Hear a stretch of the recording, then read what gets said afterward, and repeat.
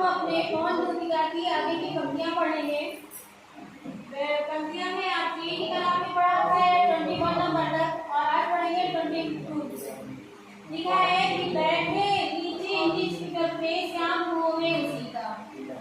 अच्छे से पढ़ेंगे कि बैठे नीचे जिस पिटक पे श्याम होवे उसी का,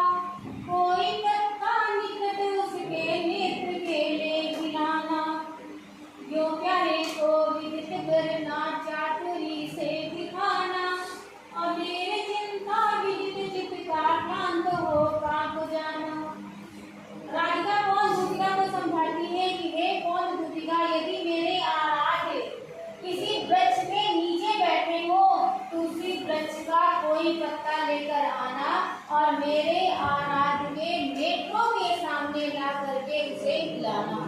और इस भाव से हिलाना, बड़ी चतुराई से उन्हें यह दिखाने का प्रयास करना कि किसी पत्ते की भांति श्री राधिका भी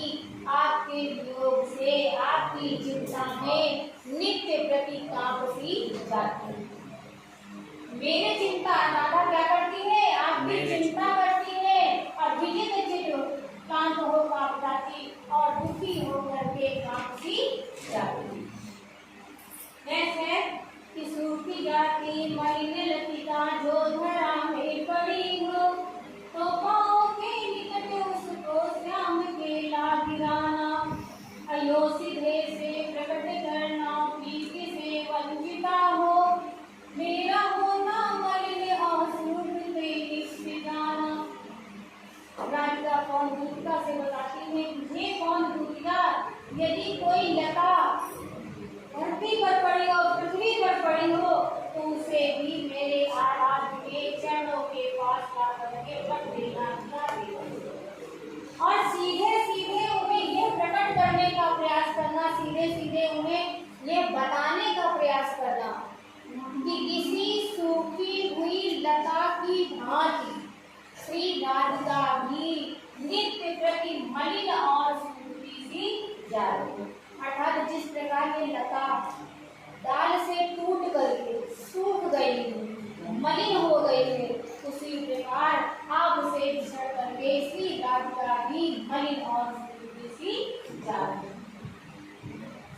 है। कि कोई पत्ता नवल तरुका पीत जो हो रहा हो, तो प्यारे के दृग युगल के सामने ना उसे ही धीरे धीरे शमल रखना,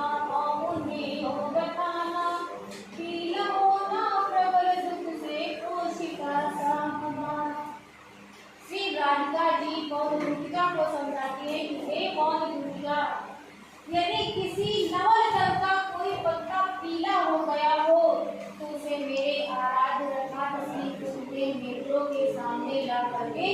रख देना। कैसे रखना, धीरे धीरे संभल रखना, उस पत्ते को बहुत धीरे से संभल करके रखना, क्योंकि पत्ता कैसा है, पीला और सूखा हुआ है। तो मेरे आराध्य के सामने उस पीले पत्ते को धीरे धीरे संभल करके रखना और उन्हें इस प्रकार ये बताने का प्रयास करना कि इसी पत्ते की भांति राधिका भी अत्यधिक दुख के कारण नित्य प्रति सी पड़ती जा रही है। यदि किसी वृक्ष का कोई पत्ता हो और पीला पड़ गया हो तो उसे मेरे आराध्य के नेत्रों के सामने संभल करके धीरे धीरे रखना और इस प्रकार उन्हें ये बताने का प्रयास करना कि इसी पत्ते की भांति श्री राधिका भी आपके वियोग से प्रबल दुख का मतलब होता है अत्यधिक दुख के कारण, अत्यधिक दुख के कारण श्री राधिका भी नित्य प्रति पीली पड़ती जा रही है। नेक्स्ट है, ये सबसे इम्पोर्टेंट यो प्यारे को विदित करके सर्व मेरी कृपाएं, धीरे धीरे वहन करके पाम की धूली लाना, थोड़ी सी भी चरण रज जो लाना देगी हमें तू, ना कैसे को गलित चित को बोध मैं दे सकूंगी। अब राधा जी समझाते हुए बिल्कुल चिंतक सी जाती है और अंत में कौन को कहती है कि हे कौन दूतिका, यदि तू मेरी बताई हुई सारी बात मेरे प्रियतम के सामने ना व्यक्त कर सके, अर्थात मेरे दुख का वर्णन मेरे श्याम के सामने ना कर सके, तो बस एक काम करना, मेरी आराध्य के चरण कमलों के धूल को वहन करके लाना, उड़ा करके लाना। और यदि तू थोड़ी सी भी चरण रज ला देगी तो मैं उसे ही अपने हृदय से लगा करके अपने मन को शांत कर लूंगी। और यदि तू थोड़ी सी चरण रज भी ना ला सकी तो हाँ बेटे, तो मैं अपने व्याकुल मन को भला कैसे बोध दे सकूंगी। एक कौन दूसरा, यदि तू मेरे आराध्य के चरण कमलों की धूल ला देगी तो मैं उसे ही अपने हृदय से लगा लूंगी। लेकिन अगर तू मेरे आराध्य के चरण कमलों की धूल भी ना ला सकी तो तू ही बता, मैं अपने व्याकुल मन को, अपने व्यथित मन को कैसे बोध, कैसे सांत्वना, कैसे शांत कर सकती हूँ। यहाँ दुख का प्रतीक है, किसका प्रतीक है? दुख का। लेकिन व्याकुल चित्त मन को बोधवानी शांत कर दे सकती है, अपने मन को भला कैसे शांति दे सकती है। सबसे अंतिम की पंक्तियां हैं कि पूरी होए ना यदि तुझसे अन्य बातें हमारी तो तू मेरी विनय तेरी मान ले और चली जा। सूखे प्यारे कमल पद को प्यार के साथ आजा, जी जाऊंगी हृदय तल में मैं तुझी को लगा के। अगर तू ये भी ना कर सके, अर्थात मेरे आराध्य की तू चरण रज भी ना ला सके, तो मेरी सिर्फ इतनी सी बात मानना, मैं तुझसे प्रार्थना करती हूँ, मेरी थोड़ी सी बात मानना,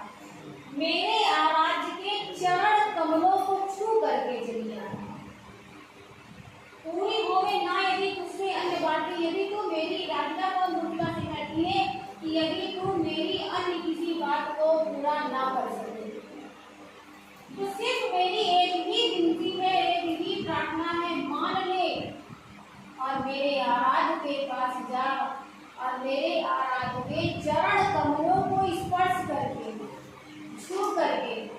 तू आजा। अब मैं तुझे ही